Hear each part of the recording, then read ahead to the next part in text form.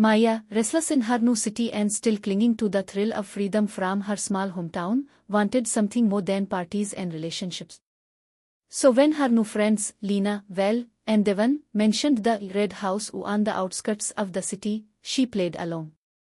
"It's a sex cult mansion," Val whispered one night at the bar, leaning in with wide eyes and a smirk. "Abandoned. Some say the ghosts of the women who died there still walk around, naked, crying, seducing anyone who dares step inside." Lina left it off, but Maya felt something call in her stomach. Fear, or maybe curiosity. A week later, they were parked on the gravel road that led to the red house. It was colder than it should have been. The place had a Gothic allure, walls, a wide veranda, and stained glass windows that pulsed faintly red in the moonlight. They broke in easily. Inside, the air was thick, humid, and scented faintly of roses and something else. Sweat. Blood. It was impossible to say. There were mirrors everywhere. Long velvet couches. Candelabras that flickered to life on their own. On the walls, paintings of women in riding poses, eyes closed, mouths parted. Maya was the first to say something. "Why does it feel like we're being watched?" No one answered. They were too distracted by the sudden sound of soft mooning upstairs. Not mechanical, not fake. Real. Human. Val grinned and took the lead, bounding up the stairs. "Don't tell me you're scared already," he teased over his shoulder. The second floor was worse. The hallway was lined with doors. Some were cracked open, revealing dim red lighting and large canopy beds draped in sheer black fabric. One room had ropes hanging from the ceiling. Another had old masks and antique restraints lying neatly on a velvet bench. Maya's heart pounded faster with each step. But it wasn't just fear anymore. It was arousal. And natural. Heavy. Her skin tingled with it, her breath catching, her body hot even though the air was frigid. She opened a door. Inside was a large mirror, and only that. She stepped in. Her reflection stared back, but it wasn't doing what she was doing. It was smiling. Slowly, it licked its lips. Maya stumbled back. The door slammed shut. She screamed for the others. No answer.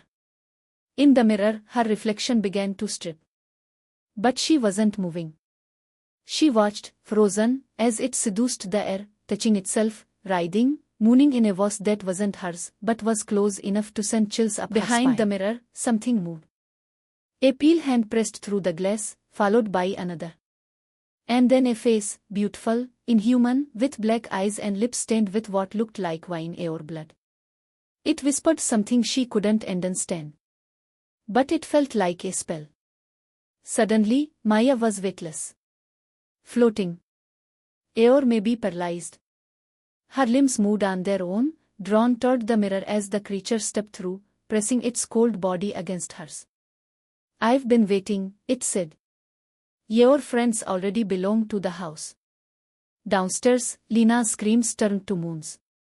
Devon's voice became a whimper. Well, silent. The creature grinned. "They tasted good. But you," it pressed a clawed finger to her chest. "You have desire. Real, buried deep. You'll feed us for years." Maya tried to scream, but her mouth wouldn't move. Her reflection now had horns. Her eyes were black. She wasn't in control anymore. The last thing she saw before everything went dark was her own body smiling back at her in the mirror as something else took her place. The red house did not let go of its guests easily. Lina woke up on silk sheets, her body aching in ways she couldn't explain. The room around her glowed faintly, like embers and an ash, walls pulsing in slow rhythm. She tried to move, but her limbs felt rogged, heavy, obedient to something unseen. At first, she thought she was alone, until she heard the faint sound of laughter behind the velvet curtain near the bed. She reached out, parting it. Devon stood there, or what used to be Devon. His eyes were unfocused, his pupils dilated like he was lost in a dream he couldn't wake from.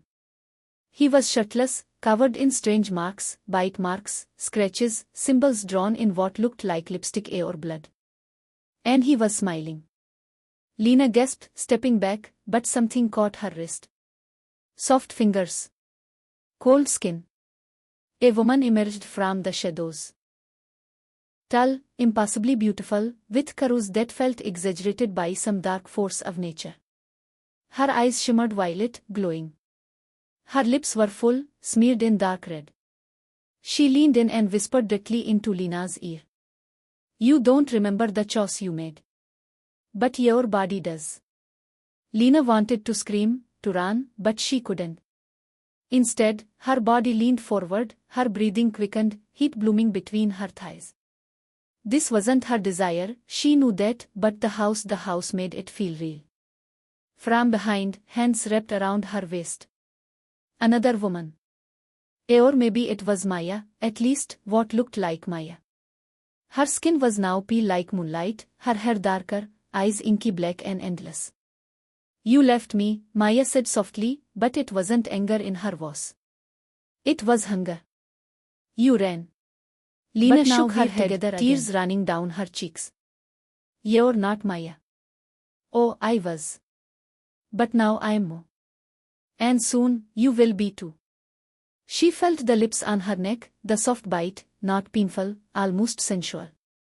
But when Lina looked at her reflection in the polished black wardrobe across the room, she saw something that made her stomach churn. She wasn't crying in the reflection. She was mooning. Her body moving on its own, writhing under invisible hands. Her eyes were black, and her mouth was curved into a smile so wide it was almost monstrous. She blinked, and the room changed. She was in a long hallway now, naked, covered in red rose petals that stuck to her damp skin. Mirrors lined the walls, each showing twisted versions of herself, some pregnant with shadows, some bound and worshipped, some dancing with faceless men and women who breathed fire into her mouth. At the end of the hallway stood a throne. On it sat a woman with antlers made of bone, her legs crossed, one finger tracing the air lazily. "You came for a thrill," the woman said. Her voice echoed, layered with many others. "And now you are part of the ritual. Every 7 years, we feed. You are ripe." Lina tried to speak, but her tongue burned. The mirrors began to shatter one by one, and from each broken piece, a version of herself crawled out, crying, screaming, laughing, begging. They surrounded her, and they all spoke in unison. "Pleasure is a cage. Desire is a knife. You opened the door." The antlered woman stood, descending the steps slowly, her body shimmering between forms, woman, beast, shadow, goddess. She caught Lina's chin, lifting her gaze. "You'll become the house now. Your touch will lure others. Your body will warm the rooms. Your moons will echo for decades. That is your gift." Lina's mind fractured. In her last moment of clarity, she thought she saw Val chained to a bed in one of the mirror shards, smiling as dozens of hands touched him in the dark. Devon was somewhere deeper, whispering prayers to a bedpost soaked in blood. And Maya had become the queen of mirrors, seducing strangers from behind reflections, drawing them in. Lina screamed, but it came out as laughter. The house had claimed her. And the red house never emptied. It only waited, and whispered, and watched. Another car pulled up outside. The next guests were arriving. It had been 6 months since the group went missing. Locals whispered about the red house again. Most dismissed it as an urban myth. A party gone wrong. Drugs, probably. Maybe a suicide pact. Police refused to release details. The property was quietly fenced off, but the rumors spread like wildfire online, especially the ones about people still seeing movement behind the windows. Naked silhouettes. Candles flickering. Mooning, just faint enough to be mistaken for wind. But to some, those rumors were an invitation. Nico wasn't scared. He lived for that kind of thing. An aspiring filmmaker, he thought it would make a perfect documentary. So he assembled a small crew, Claire, his ex-girlfriend and sound tech, James, who handed the cameras, and Raven, who wasn't supposed to come but insisted on joining. Raven had a reason. Her sister was Lina. They arrived just after dusk. Despite the heavy chain on the front gate, the house still loomed in perfect silence, unchanging, untouched by time or nature. No rot. No overgrowth. It waited like a predator. Looks like a porno set from hell, James muttered, hoisting the camera over his shoulder. Claire rolled her eyes. Don't be gross. Raven didn't say anything. Her hands trembled as she ran her fingers over the cold, rusted gate. A sharp pin pricked her skin, and she looked down to see a splinter of metal drawing blood. A single drop. The house seemed to exhale. The front door creaked open by itself. Inside, the air was warm. Thick. Like breath from a mouth too close. They stepped inside cautiously, shining flashlights through the dusty corridors. Nothing looked decayed. Everything looked waiting. As Nico set up his equipment, Claire wandered into a lounge area filled with tall mirrors and curtains. This place is bizarre, she said into her mic. It's like a brothel crossed with a chapel. That was when the lights flickered on. Not the flashlights, the chandeliers. Slowly. Seductively. Van by van. Nico looked around. Did you guys get that?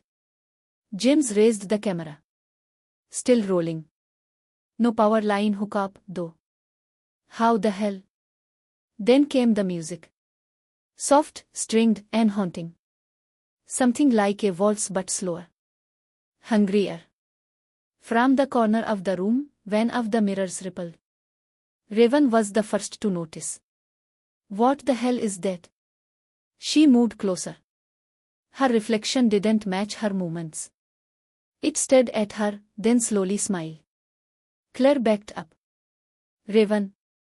But it was too late. The mirror cracked with a shriek like a dying animal. A long, pale arm reached out and grabbed Raven by the wrist, dragging her inside before anyone could react. Her scream cut off like a door slamming shut. Claire lunged forward, but Nico pulled her back. You can't go in there. We don't even know what it is. James was filming. Shaking. Whispers filled his headphones, a language he couldn't understand. When he looked through the viewfinder, the room was filled with people, nude, writhing, mooning in slow, almost ritualistic ecstasy. But when he looked up with his own eyes, the room was empty.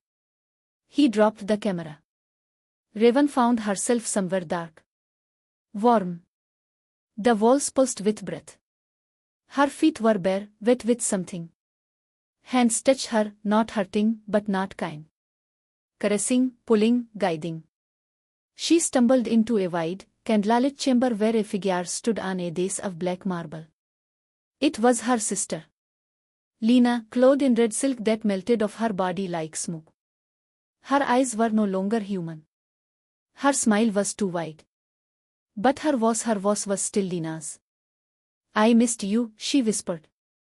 Raven ran to her, sobbing, grabbing her shoulders. We've been looking for you. What is this place? We thought you were dead. I was, Lina said softly. Then I was reborn.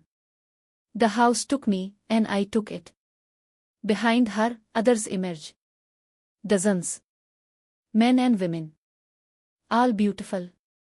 All and hungry. Maya was among them, naked and covered in roses.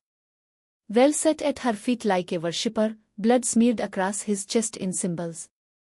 Devon floated near the ceiling, suspended by strings of shadow, murmuring hymns with a grin carved into his face. Lina stepped closer, brushing Raven's hair from her face. You came looking for answers. But the truth is better felt than told.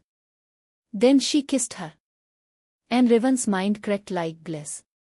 Desire, memory, pain, lust, all twisted into something new. Something ecstatic. Something monstrous. Her body burned. Her soul melted. She felt her humanity slip through her fingers like silk, and she didn't fight it. Upstairs, Nico and Claire tried to run, but the house had no exits anymore. The rooms changed behind them. Hallways looped. Doors opened to brick walls or westwards. James was gone. Vanished without a sound. Only his camera remained, playing static on a loop that started whispering their names. Claire collapsed, sobbing. "We have to get out. We have to." Then the walls parted like curtains, revealing Raven. But it wasn't Raven. She wore a mask of skin. Her eyes glowed faintly red. She beckoned to them, nude, smiling. "Stay. We're having a feast." Nico turned to run, and was gone in a heartbeat, swallowed by the floor. Claire didn't scream. She just knelt and whispered prayers, not realizing her voice had begun to echo in two tones. The house was pleased. The red house didn't need to hand. It simply opened its doors. The tape surfaced, and sooner or later they always came. A hiker found it tucked inside a cracked wood house near the tree line beyond the red house's overgrown grounds. It had no label, no markings. Just an old cassette, dusty and warm to the touch. It found its way to a local paranormal investigator, Ruben Slate, who ran a YouTube channel with fewer than 1,000 subscribers. He played it live on stream. The footage began with static. Then, Nico's voice, cheerful and cocky, doing an intro. "Red House documentary, they win. We're not just telling a ghost story, we're living it." Then the footage jumped. Someone breathing heavily. Running. A dark hallway lit by a single candle. The camera tilted. James was whispering something behind the lens. A chant, maybe. Or begging. It caught again. A woman appeared in frame. Raven. Maybe Claire. Her mouth was sewn shut with fine golden thread. Her eyes stared into the lens, and moving. In the background, there were others. Silhouettes pressed against the red glass. Moving. Writhing. Then a burst of static. A single frame. Lina, naked, covered in runes carved into her skin, sitting on the throne. Smiling. Her eyes followed the camera. Ruben paused it. Played it again. At the moment she looked into the lens, all the lights in his house went out. He posted the video. It went viral in 2 days. 10 million views. Then 20. Then 100. People became obsessed. Forums lit up. Where is the red house? Who were the people in the video? Was it real? Is this an orb? But some viewers said strange things after watching it. That they heard voices in the footage whispering their names. That mirrors in their homes fogged over even when it wasn't cold. That their dreams became erotic, violent, and inexplainable.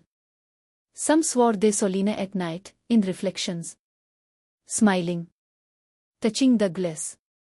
2 girls disappeared after a trip to the rumored location. It had returned but wouldn't speak. Only smiled. Her tongue had been split down the middle. Meanwhile, in the red house, a feast was being prepared. The halls were no longer empty. Raven now guided the newcomers, barefoot, veiled in sheer black, her voice as sweet as syrup. Claire served wine from a grail carved out of bone, her eyes dulled to amber glass. Nico was beneath the floorboards, whispering to the wood, the moons of the house rising each time someone stepped on his name carved in oak. The house pulsed with life. It was not just feeding, it was growing. Learning. It had started small, a place of lust and ritual. A sanctuary for those seeking forbidden pleasure. But now, thanks to the camera, it had attention. Worship. Obsession. Every time someone watched the footage, the house reached further. Into dreams. Into desire. Into mirrors and locked bedrooms and phone screens. And it wanted more. Lina sat upon her throne, fingers dipped in wine and blood. Maya cuddled beside her, purring, licking the salt from her skin. Val danced with strangers who had no eyes, just mouths. Devon played the violin with a bow made from human hair. They were no longer individuals. They were limbs of the house. You might think you're safe. But tonight, when you undress and glance toward the mirror, look closely. If the reflection lingers just a little too long. If the smile feels unfamiliar. If you hear a faint moan behind the glass, followed by the smell of roses and sweat. Don't answer it. Don't move closer. Because if you do, you already walked through the door. And the red house is always hungry. Somewhere in a city apartment 2 states away, Alina sat alone on her bed, the glow of her laptop casting pale light across her face. The viral red house footage played again for the 3rd time that night. She didn't know why she kept watching, it terrified her, but there was something else. Something in the footage that made her body warm, made her skin hum. The girl in the mirror. The woman with the lips. The throne of writhing shadows. Each time she paused the video at frame 4:23, when Lina's eyes met the lens, she felt something throb beneath her ribs. Not pain. Not desire. Something in between. That night, she dreamt of a hallway. Endless, dark, lined with candles that breathe. A door at the far end opened slowly without a sound. She walked through. In the dream, Lina stood naked by a window, her skin glowing gold, her hair moving in an unseen wind. She turned, and her voice echoed with thousands of others. "We saw you watching." Alina woke up gasping. Her sheets were damp. Her mirror, fog. She didn't own a mirror. The next day, she ordered one. Oval, antique, with a bronze frame. It arrived 2 days later. She hung it on the wall across from her bed. That night, she sat in front of it, stripped bare, and whispered, "I'm not afraid." The mirror pulsed once, faintly. Like breath on glass. The next night, it showed something else. Not her. Not exactly. The reflection smiled wider than she did. Moved just a second out of sync. Touched its neck when she hadn't moved at all. But she didn't look away. She began talking to it. Every night, she whispered more. Secrets. Desires. Names. And slowly, the reflection started responding. It mowed backwards. Come. Feed. Open. The house wanted her. And Alina, lonely, aching, hungry for something beyond her reality, wanted it back. She booked a bus. No address. Just coordinates copied from a fringe online forum run by someone who claimed to have heard the house moon from 3 states away. She didn't tell anyone where she was going. She didn't pack much. Only the mirror. She arrived near dusk. The land around the red house was dead silent. The trees leaned away from it. Even the birds avoided its shadow. But the air was electric. And the front door was already open. Inside, the house felt alive. No dust. No decay. The candlelight shimmered along the walls like sweat on skin. The scent of roses and salt and something iron hung thick. The carpet muffled her steps like velvet underfoot. She passed mirrors, and in each one, her reflection grew more radiant, more alluring, more not her. Until she found the main hall. They were waiting. Lina. Raven. Maya. Claire. All dressed in fabric that shifted like smoke. All eyes on her. Smiling. You came, Lina said. We've been watching. Alina trembled but stepped forward. I want to understand. Maya reached out and touched her lips. You will. A feast was laid out, red fruit that bled when bitten, black wine in crystal cups, meat that steamed on silver trays but looked uncooked. Music played softly, but it wasn't coming from speakers. It came from the walls. From the breath of the house itself. Alina ate. With each bite, her vision blurred. Her body responded as if someone were touching her, but no one was. Every nerve lit up. Her skin felt too sensitive, her breath shallow. She moved without meaning to. "You're opening," Raven whispered. "The house loves you already." They took her hand and led her down into the lower chambers. Here, the true temple lived. Rooms made of black stone slick with warmth. Shadows danced along the walls, sometimes taking form, sometimes splitting apart. Hands reached from the dark, touching, testing. She was undressed by invisible fingers. She did not resist. On the altar, they placed her. Candles encircled her body, and the house began to sing, not in music, but in sensation. Her skin burned and froze.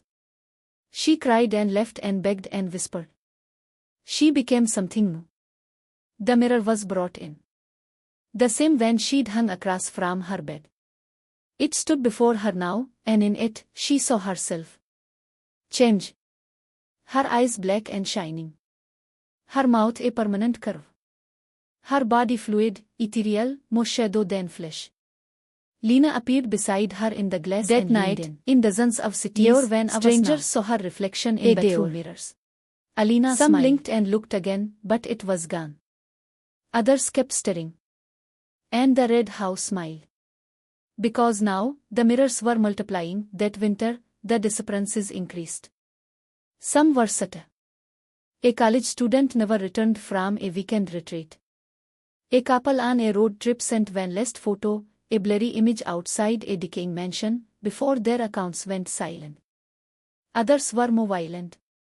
A man in Detroit was found screaming in a bathtub full of red water, eyes locked on a mirror that wouldn't fog, no matter how hot the room became. He kept whispering, "I saw her. She smiled at me." The footage from Ruben's channel, the original Red House video, was taken down after multiple reports. But copies had already spread. Downloaded, edited, looped. Some even set to music. People joked about it on, "Watch this at subah ke 3 baje and see who appears in your mirror." Most left. But some didn't. Some vanished. Some began hearing footsteps in their homes, slow, bare, rhythmic. Some claimed they woke up covered in rose petals. One woman in Nevada herself watching the Red House tape. At 4:23, her nose began to bleed. Her pupils dilated. She smiled, then turned to face someone. Except she was alone in the room. The stream cut off. Her apartment was later found empty. No signs of struggle. No fingerprints. But every mirror in the house had been shattered from the inside. And somewhere, behind 1,000 mirrors across the world, the house watched. Greedy. Hungry. Growing. Lina sat once more on the throne, her body glowing in candlelight, her hands resting on a mirror cracked straight down the middle. Alina knelt before her, now a priestess of reflections, her voice soft and sultry as she repeated the house's truth. There is no sin in desire. Only hunger. Only offering. Only becoming. Behind them, the walls shifted. The hallways breathed. New doors appeared, waiting. The Red House had stopped being a place. It was now a network. A web of wet dreams and nightmares. A church of lust, built on sacrifice. And the doors were everywhere. In phone screens. In reflections. In the parts of your dreams you don't remember when you wake up wet and shivering. You might think you're alone. That the mooning in the mirror is just your mind playing tricks. That the warmth you feel in the night, hands that aren't yours, lips that kiss your throat, are just dreams. But the Red House knows you. And once you've seen her smile, it never lets you go. Are you sure you've never seen it? Are you sure your reflection is still only yours? Ask yourself this tonight. Who's watching you from the other side of the glass? And when you touch your mirror, does it feel a little too warm? Because the next time you close your eyes, you might wake up there. Naked. Exposed. Willing. And once the house enters you, You'll beg to Did never this leave. story twist your mind and make your skin crawl in the best ways? Do you want more shocking, seductive horror, dripping with dark pleasure and desire? Then don't just vanish. Tap that subscribe button so you don't miss the next Red House chapter or any of our dark stories that awaken what you keep hidden. And tell me in the comments. Would you walk into the Red House if you knew the door was real? Or maybe you already have. Stay haunted. Stay hungry. More is coming.